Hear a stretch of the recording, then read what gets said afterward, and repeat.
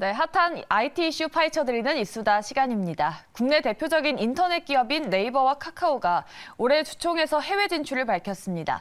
이 국내 기업인 해외 진출을 하는 게 하루 이틀이 아니지만 이 두 회사의 해외 진출 발표는 믿는 구석이 있기 때문이라는 이야기가 많습니다. 어떤 이야기인지 알아볼게요. 매경닷컴 김용영 기자와 함께합니다. 어서 오세요. 안녕하세요. 네, 네이버와 카카오가 대표이사가 바뀐 첫 해잖아요. 맞습니다. 이렇게 동시에 해외 진출을 밝힌 게 둘이 짠 게 아니냐라는 말이 나오는데 어떻게 된 일일까요? 예, 말씀처럼 이제 네이버와 카카오는 올해 CEO 각각 이제 바뀌었죠. 보면은 카카오는 이제 남궁훈 전 미래 이니셔티브 센터장을 대표로 새롭게 임명했고, 네이버는 이제 비교 젊은 1981년생인 최수연 전 글로벌 사업지원부 책임 리더를 새롭게 대표로 임명을 했습니다. 이들의 전임자들이 각각 살펴보면은 조수용, 그리고 연민수 대표와 한명숙 대표로 그동안 중임을 수행해왔던 인물들로 결코 가볍지 않는 인물들이었어요. 그래서 이런 점을 감안을 해보면 새 대표들도 어깨에 짊어진 짐이 결코 이제 짐이 꽤 무거울 것으로 예상이 됩니다. 그리고 이제 그 짐 중에 하나가 바로 이제 해외 진출인 것인데요.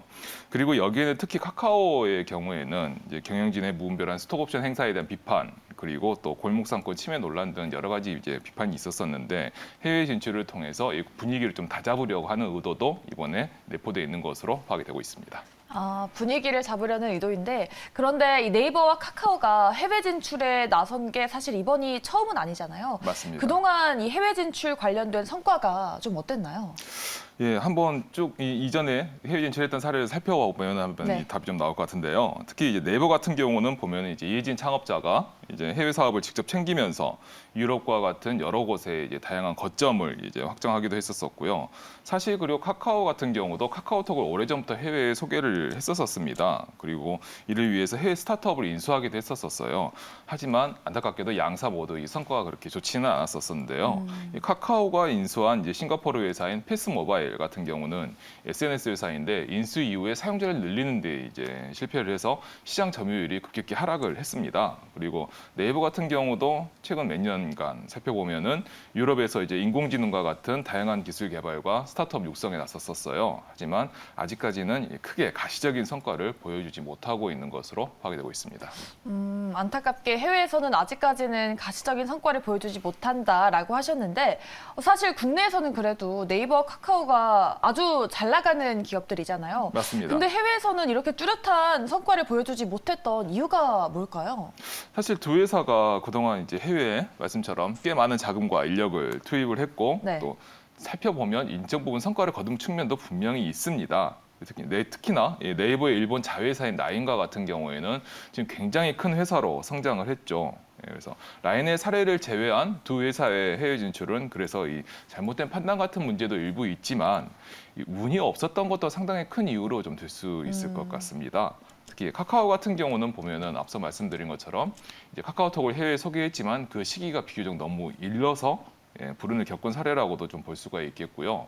특히 이 너무 일찍 진출했기 때문에 카카오톡의 전체 플랫폼 구도가 갖춰지기 전에, 그러니까 경쟁력이 이제 가장 정점을 찍기 이전에 나가서 이제 애초에 기대했던 것보다 미진한 성과를 거뒀다고도 볼 수가 있겠습니다. 특히 또 네이버의 유럽 진출도 이와 좀 비슷한 경우라고도 볼 수가 있겠고요.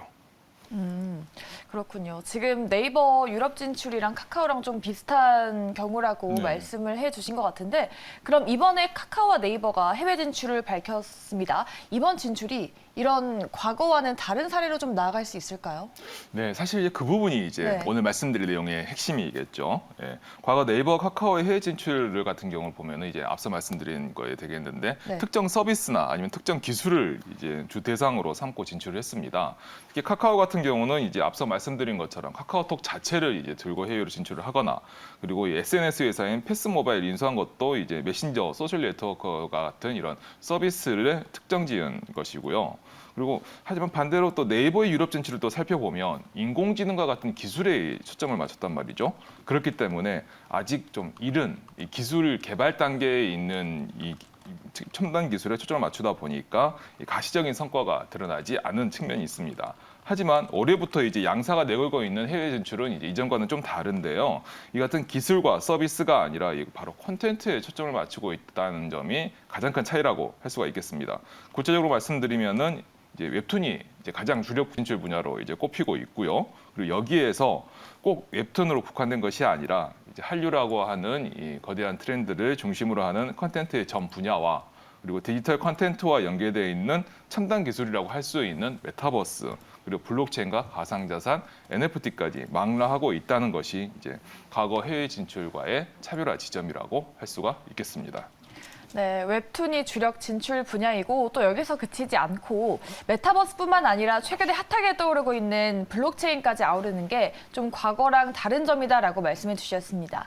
그렇다면 과거에는 서비스였지만 앞으로는 콘텐츠다라고 정리할 수 있을 것 같은데 지금 구체적인 움직임들이 좀 있을까요? 네, 사실 콘텐츠를 중심으로 하는 이 해외 진출은 지난해부터 양사가 차곡차곡 준비를 해왔던 분야이기도 합니다. 특히나 여기는 또 여러 인수 합병 사례를 이제 들 수가 있겠죠.